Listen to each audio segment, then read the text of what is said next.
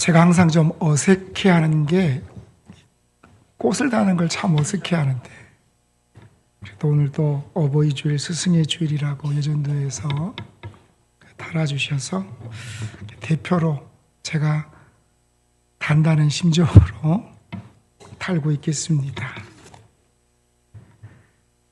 오늘은 우리가 어버이 주일과 스승의 주일로 함께 모여 하나님 앞에 드리는 주일 예배입니다.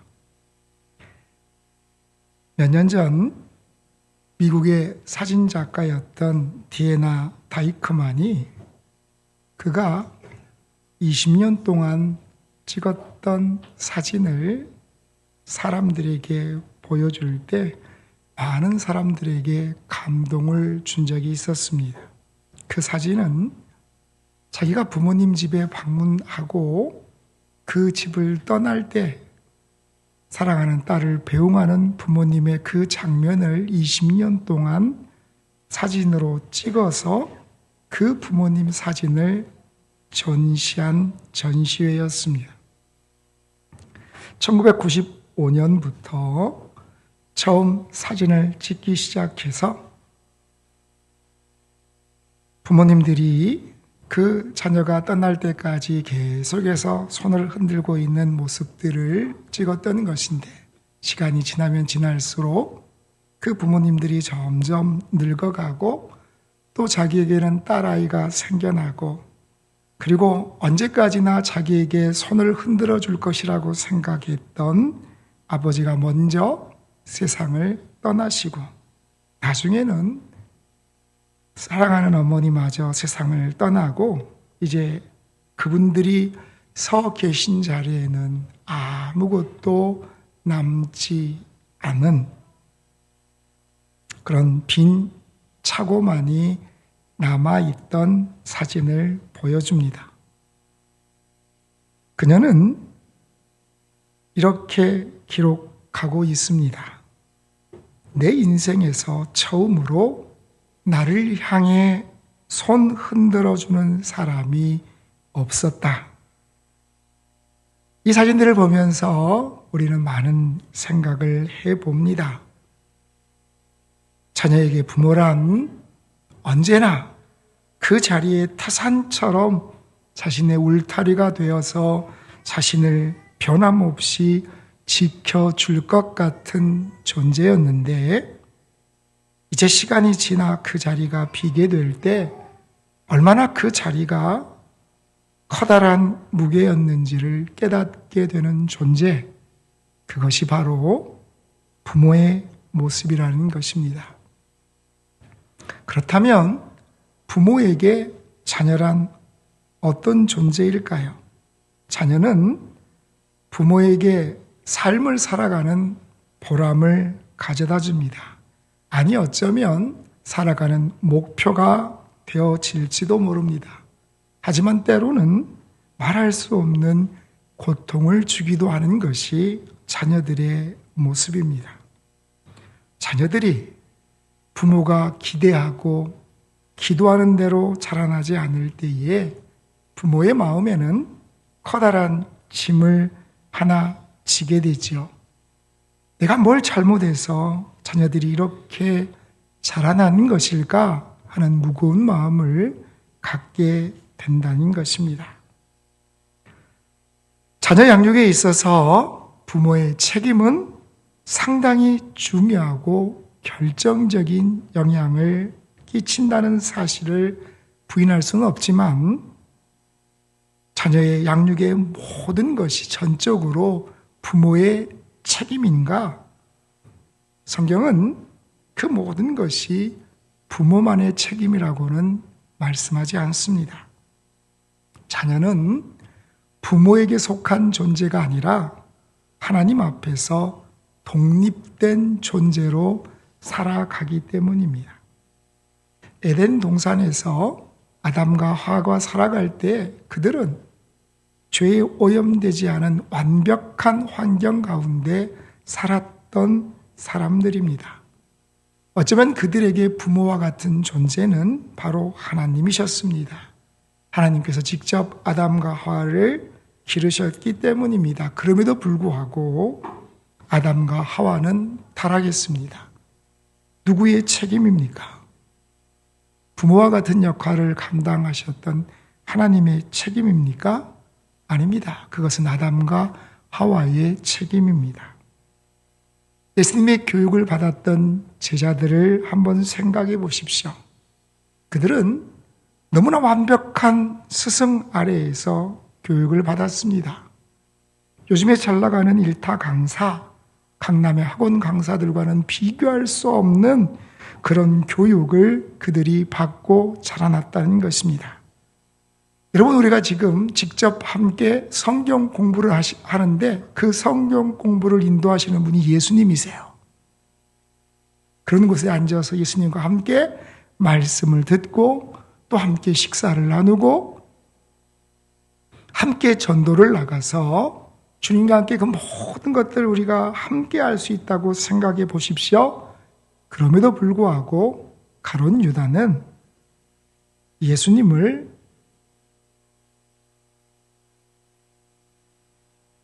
대제사장들의 손에 팔아 넘겼음을 우리는 알고 있습니다. 오늘 본문에서 등장하는 베드로 또한 주님을 모른다고 부인하고 있는 모습을 바라볼 수 있습니다. 베드로의 부인, 가룟 유다의 배반, 이것은 누구의 책임입니까? 그것은 자신들의 책임입니다. 부모의 영향이나 스승의 영향이 매우 중요하다고 해도 인생의 마지막을 책임지는 것은 자신이기 때문입니다. 내가 왜 이런 부모를 만나서 고생할까? 라는 원망을 하지 마십시오. 내가 왜 이런 스승을 만나서 요 모양일까? 불평하지도 마십시오.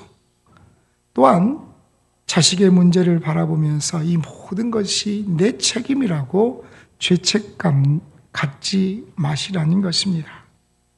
내가 교회에서 가르치는 아이들이 교사의 마음대로 자라나지 않을 때에 내가 교사로서 자격이 있나 자책하지 마십시오. 목사도 마찬가지인 것 같습니다.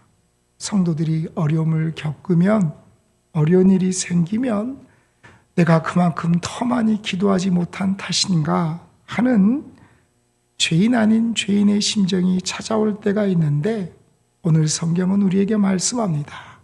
그렇게 살아가는 것이 하나님의 기쁨이 아니라는 것입니다.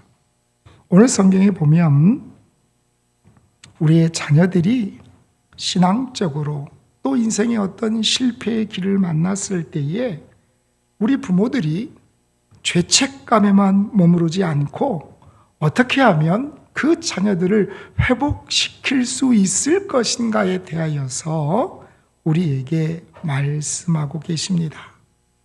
내 인생의 실패를 만났을 때 하나님은 어떻게 나를 회복시키시는가에 대하여서 증거하고 있다는 것입니다. 여러분, 오늘 본문 말씀을 그때 당시에 신문 기사가 있어서 신문으로 나왔다면 어떤 모습으로 보도가 됐을까요? 베드로의 굴욕, 수지자 베드로 예수를 저주해. 아마 이런 메인 타이틀을 가지고 거기에 대해서 베드로에게 신랄하게 비판을 했을지 모릅니다. 왜 이런 실수를 베드로가 저질렀을까요? 완벽한 스승이신 예수님 앞에서 3년이라는 시간 동안 동고동락하면서 그 삶의 현장을 경험했던 베드로가 왜 이런 실패를 맛보아야 했을까요? 예수님께서 베드로에게 나를 부인할 것이다. 그것도 3번이나 나를 부인할 것이다. 라고 말씀하실 때에 베드로는 이렇게 대답합니다. 마가복음 14장 29절 같이 읽습니다. 베드로가 여짜오되 다 버릴지라도 나는 그러하지 않겠나이다. 아멘. 뭐라고 말씀합니까? 다 버릴지라도 나는 이라고 이야기합니다.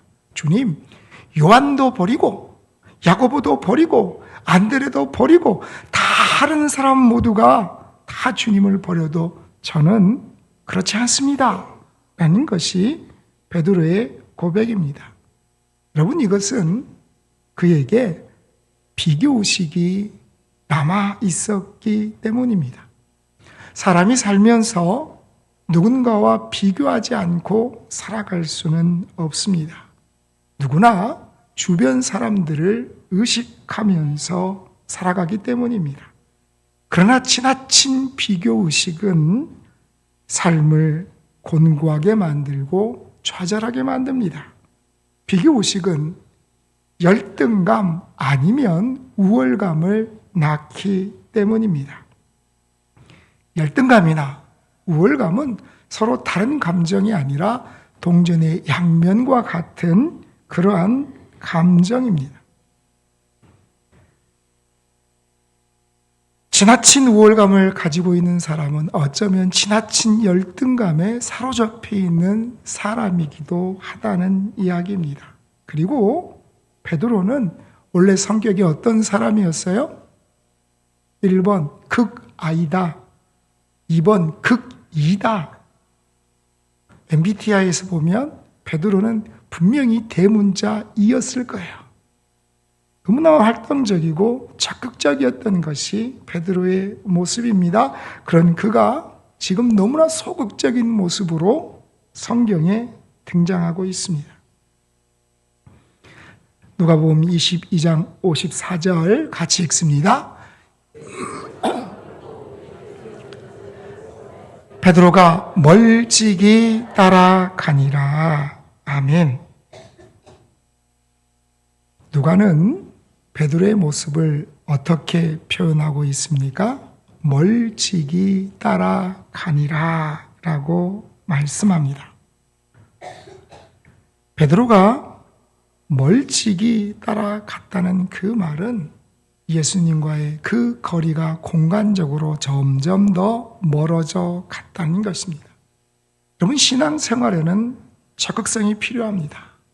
멀어지다 보면 한 걸음 한 걸음씩 더 멀어지게 되고, 그러다 보면 내가 가는 그 길을 잃어버릴 때가 생기기 때문입니다.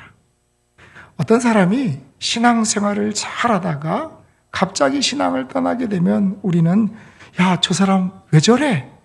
갑자기 저렇게 됐어 라고 이야기하지만 갑자기 그렇게 된 것이 아니라는 것입니다. 우리는 서서히 멀어지는 것을 조심해야 합니다. 내가 주님 앞에서 급격하게 멀어지게 되면 이것이 잘못된 것이라는 것을 내가 깨닫게 되고 금방 주님께 돌아올 수 있지만, 서서히 멀어지다 보면 그것이 잘못된 길인지도 알지 못한 채 시간이 지나면 주님께로 가는 그 길을 잃어버리고 살아가기 때문입니다. 그런데 이렇게 멀어졌던 베드로가 어떻게 다시 주님에 대한 사랑을 회복할 수 있었을까요? 성경은 31절, 32절 이렇게 말씀합니다. 같이 읽습니다. 시몬아, 시몬아, 보라, 사탄이 너를 밀가부르듯 하려고 요구하였으나 그러나 내가 너를 위하여 내 믿음이 떨어지지 않기를 기도하였노니 너는 돌이킨 후에 내 형제를 굳게 하라. 아멘. 예수님은 베드로가 실패할 것을 아셨습니다. 주님을 부인할 것도 아셨습니다. 그러나 그가 회복될 것도 아셨다고 성경은 증거하십니다. 그래서 내가 다시 돌이킨 후에 내 형제를 굳게 하라고 말씀하고 계시다는 것입니다. 베드로가 회복될 수 있었던 이유 중 하나는 예수님께서 그를 위하여 뭐 한다고 말씀합니까? 내가 너를 위하여 기도한다라고 말씀하시기 때문에 베드로가 그 주님의 기도를 힘입어 회복되었음을 성경은 우리에게 증거하고 계십니다. 오늘 성경 가운데에서 우리가 또 다른 한 장면을 바라봅니다. 우리 61절 같이 한번 읽습니다. 주께서 돌이켜 베드로를 보시니 베드로가 주의 말씀 곧 오늘 닭 울기 전에 내가 나를 3번 부인하리라 하심이 생각나서 아멘. 자, 베드로가 자기가 예수님을 부인하겠다고 말씀하신 그 주님의 말씀을 언제 기억했다고 성경은 증거하십니까? 주님께서 베드로를 돌아보실 그때에 그가 내가 예수님을 3번 부인하겠다고 말씀하신 주님의 그 말씀이 기억났다라고 증거하십니다. 여러분, 몸을 돌이켜 마음으로 지켜보시는 주님의 그 모습이 베드로가 자기의 죄가 무엇인지를 깨닫는 시간이 되었다고 말씀하시는 것입니다. 베드로의 시선이 주님의 시선과 마주칠 때에 주님이 그를 계속해서 바라보고 계심을 그가 깨달았을 때에 그가 주님 앞에 내가 죄인입니다 라고 회개하는 역사가 일어났다는 것입니다. 베드로가 많은 사람들 앞에서 나는 예수를 모릅니다 라고 이야기하는 그때 그를 지켜보시는 주님의 그 눈빛과 베드로의 눈빛이 마주치는 바로 그때에 베드로가 주님 앞에 자신의 죄를 고백하는 시간이 되었다는 것입니다. 그렇습니다.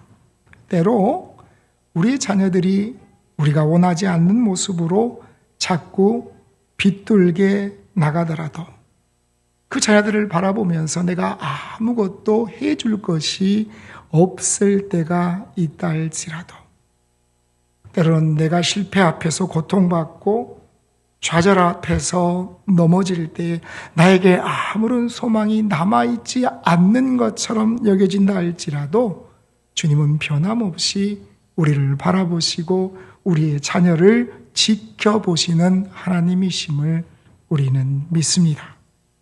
우리는 인생에서 말할 수 없는 실수를 하면서 살아가는 그런 인생들입니다. 때로는 비교의식 때문에 만신창이가 되고 때로는 소극적인 신앙 자세로 점점 주님께로 멀어져 가는 것이 우리들의 모습이지만 그럼에도 불구하고 주님은 여전히 사랑스러운 그 눈길로 우리를 바라보고 계심을 기억하시기를 간절히 축복합니다. 사랑하는 성도 여러분, 내가 지쳐 쓰러져 있을 때, 내가 인생의 바닥에서 낙심하고 있을 때에 그런 우리를 바라보시면서 포기하지 않고 여전히 나를 바라보시는 주님은 내가 그 바닥에서 일어나기를 기다리신다는 것을 우리가 기억하시기를 간절히 소원합니다. 여러분 앞에 있는 모든 문제의 회복의 근본적인 방법은 우리가 다시 일어서게 하시는 하나님을 만나는 것임을 우리는 믿습니다. 우리의 사랑하는 자녀들이 어떤 모양과 형편 가운데 있다 할지라도 우리 가운데 소망이 사라지지 않는 이유는 하나님께서 그들을 그 바닥에서 다시 일으키실 것을 우리가 확신하기 때문임을 믿으시길 바랍니다. 우리는 인생의 실패를 맛볼 때에 인생의 바닥을 경험합니다. 베드로가 주님을 부인했을 때 모든 사람들 앞에서 나는 예수를 모른다고 이야기할 바로 그때에 닭 울음소리에 자기의 죄악을 깨닫고 밖으로 뛰어나가 통곡하는 그때 그는 인생의 바닥을 경험하게 됩니다. 건강만큼은 자신이 있었는데 어느 날 갑자기 불쑥 내 삶을 흔들어 놓고 가는 그런 검사 결과가 우리의 건강의 바닥을 만나게 할 때가 있다는 것입니다. 제가 2번 군대를 다녀왔잖아요. 다 3번씩은 다녀오셨어요? 제가 병 생활을 할 때 그때는 잘 몰랐는데 이제 다시 한번 군종 목사로 군에 들어갈 때 느낀 것은 병사들이 요즘에 용사들이라고 이야기한다 그러는데 우리 신우들이 밖에 나가 세상에서는 상위 0.2%에 드는 애들이 있어요. 보면 그런데 군대에 들어와서 군복을 딱 입고 이제 이등병 짝대기를 하나 달면 어떤 모습입니까? 어디를 가도 좀 어리버리하고 항상 실수를 하는 상위 0.2%가 아니라 하위 0.2%인 그런 고문관의 모습으로 살아갈 때도 있더라는 것입니다. 여러분, 그러면 얼마나 그 병사들은, 그 신우들은 자존심의 바닥을 경험하겠냐는 거예요. 우리도 그처럼 살아가다 내 자존심의 바닥을 경험할 때가 있습니다. 물질 때문에 우리가 쓰라린 경제의 바닥을 경험할 때도 있다는 것입니다. 나도 모르게 점점 주님 앞에서 한 걸음 한 걸음 물러서서 주님으로부터 엄청 멀어져 있는 그런 신앙의 바닥을 경험할 때도 있다는 것입니다. 그런데 하나님께서는 그런 우리를 내버려 두시지 않고 그 바닥에 있는 우리를 일으켜 세우시는 분이심을 우리는 신뢰하며 나가기를 소원합니다. 지금 우리에게 필요한 것은 그 바닥에서 일으키시는 하나님의 놀라운 은혜가 나의 삶에, 우리의 자녀들의 삶에 놀라운 역사하심으로 임하시기를 간구하는 것임을 우리는 잊지 않습니다. 여러분, 인생의 바닥에서 다시 일어나기 위해서는 한 가지 필요한 것이 있는데 그것은 버리는 힘입니다. 왜 하나님은 우리의 삶의 바닥을 경험하게 하셨을까요? 그것은 내 삶에 버려야 할 것들을 버릴 수 있는 시간들을 허락하시기 위함입니다. 이스라엘 백성들이 애굽에 살면서 하나님 앞에 하나님 우리를 도와주십시오 부르짖어 기도했습니다. 왜요? 그들의 삶의 바닥을 경험하고 있기 때문입니다. 이 애굽 사람들이 얼마나 그들에게 악랄하게 굴었는지, 많은 노역 가운데 나중에는 자기 자신들의 자녀들이 태어나면 아들은 다 나일강물에 던져서 죽여버리는 그런 끔찍한 고통을 그들이 경험했기 때문에 하나님 앞에 하나님 우리를 구원해 주옵소서라고 기도할 수밖에 없는 삶의 바닥으로 하나님이 그들을 몰아가셨다는 것입니다. 만약 그들이 애굽에 살 때 모든 사람들에게 환영받고 모든 것들을 마음껏 누리고 살았다면 과연 그들은 하나님께 구원해 달라고 기도했을까? 베드로가 주님을 부인하는 돌이킬 수 없는 실수의 자리, 신앙의 바닥의 자리를 경험하지 않았다면 그는 여전히 우월감과 열등감에서 벗어나지 못하여서 많은 사람에게 상처를 주는 사람이 되고 말았을 것입니다. 때로 하나님께서 우리를 인생의 바닥을 경험하게 하시는 것은 그 바닥에서 우리가 괴로움을 당하라고 우리를 밀어넣으신 것이 아니라 오직 하나님만 신뢰할 수 있다. 우리의 삶에 버려야 할 짐들을 버려버리라고 우리를 그곳으로 인도하심을 기억하시기를 소원합니다.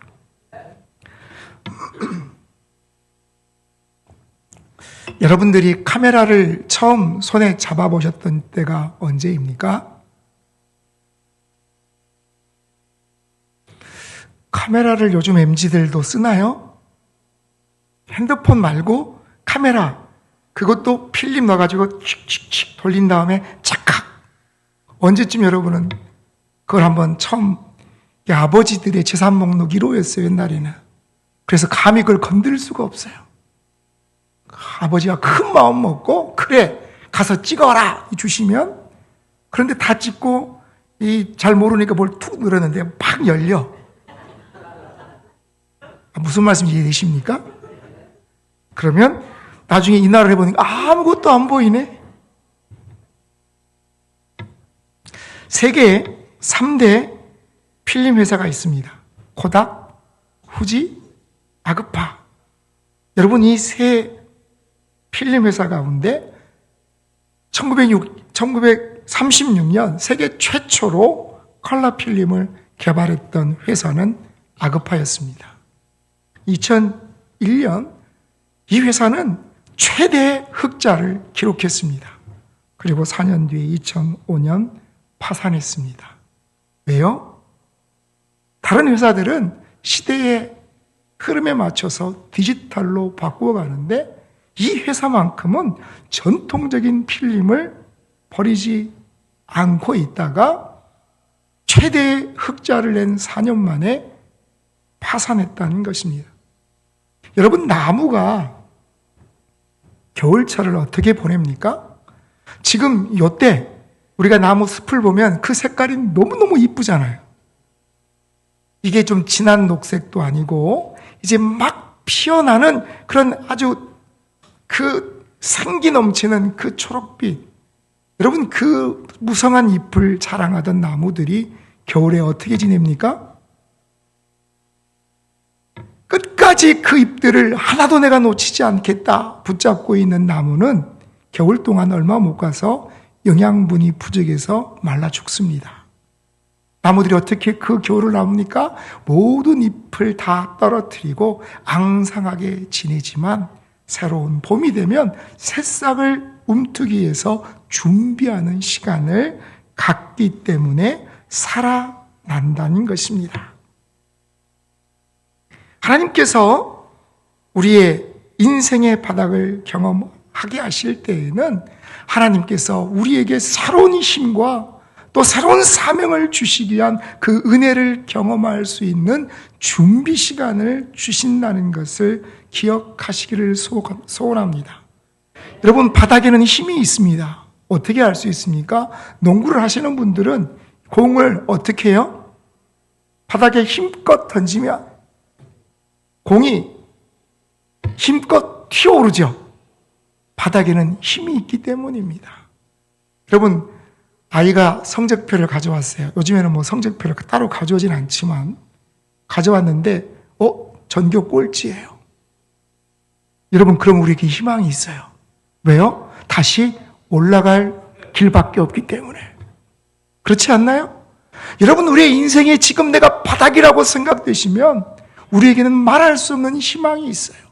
하나님께서 그 바닥을 치고 내게 다시 사명을 허락하실 때에 내가 힘차게 뛰어오를 그 시간만이 남아있기 때문입니다. 우리의 자녀들이 지금 인생의 바닥을 경험하고 있다고 생각하십니까? 하나님께서 그 바닥을 통하여 우리의 자녀들을 다시 한번 힘차게 도약할 수 있도록 인도하심을 우리가 간절히 기도할 수 있는 이유가 여기에 있음을 기억하시기를 소원합니다. 하나님이 사랑하시는 우리 모든 하나님의 백성들이 인생의 바닥을 경험했다 할지라도 그 바닥을 딛고 일어나서 하나님이 주시는 그 은혜를 경험할 수 있는 믿음의 사람들로 살아가기를 원하심을 기억하십시오. 제가 이번 주에 결혼식에서 축가를 부르는 신부 어머니의 영상을 봤어요. 가수 양희은 씨가 부르는 엄마가 딸이라는 노래를 개사해서 부르는 영상인데, 저는 이런 축가를 듣고 자라는 그런 자녀들은 너무너무나 하나님 앞에 아름다운 모습으로 살 것이라고 생각이 됩니다. 한번 들어보고 싶으시죠? 조금 편집을 했어요.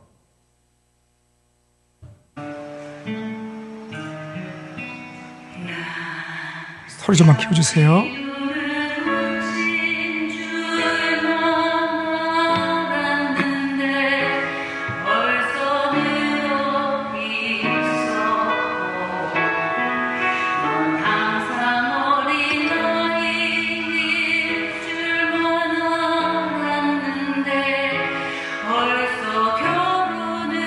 이 정도 노래를 못 하시면 축가를 부를 수 없습니다.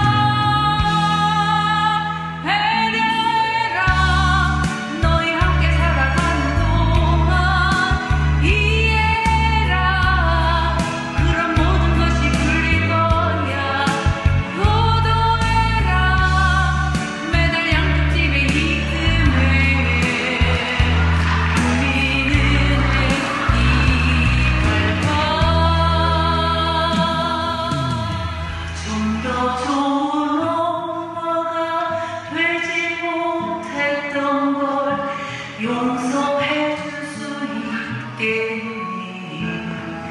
넌 나보다는 좋은 엄마가 되겠다고 약속해 주겠니? 자, 여러분, 이 가사 가운데 어떤 가사가 제일 감동적이셨습니까? 입금해라? 저는 이 가사를 들을 때에 너는 나보다 좋은 엄마가 될 수 있겠니? 라는 이 가사가 너는 나보다 좋은 성도가 되겠니? 라고 물어보는 그런 물음처럼 들렸습니다. 이런 부모의 축복을 받은 자녀는 아무리 모질고 세찬 인생의 바닥을 경험해도 다시 일어날 담대함을 가지게 될 줄 우리는 믿습니다. 오늘 어버이 주일을 맞이하여서 우리의 부모님이 우리를 위해서 기도하셨던 것처럼 우리 또한 자녀들을 위하여 기도하기 원합니다. 스승의 주일을 맞이하여서 우리 선생님들이 우리를 위하여 기도했던 것처럼 우리 또한 내가 가르치고 있는 자녀와 학생들을 위하여 기도하기를 원합니다. 하나님, 우리의 자녀들이, 우리 학생들이 그들의 삶 가운데에서 인생의 바닥을 경험한다고 할지라도 하나님께서 그들을 다시 일으켜 세우시는, 그래서 새롭게 시작하는 힘을 허락하여 주옵소서. 우리를, 그리고 우리의 자녀들을 다시 시작하게 하시는 하나님을 바라보면서 우리가 하나님 앞에 늘 간절함으로 기도하는 믿음의 백성들이 되시기를 주님의 이름으로 간절히 축복합니다.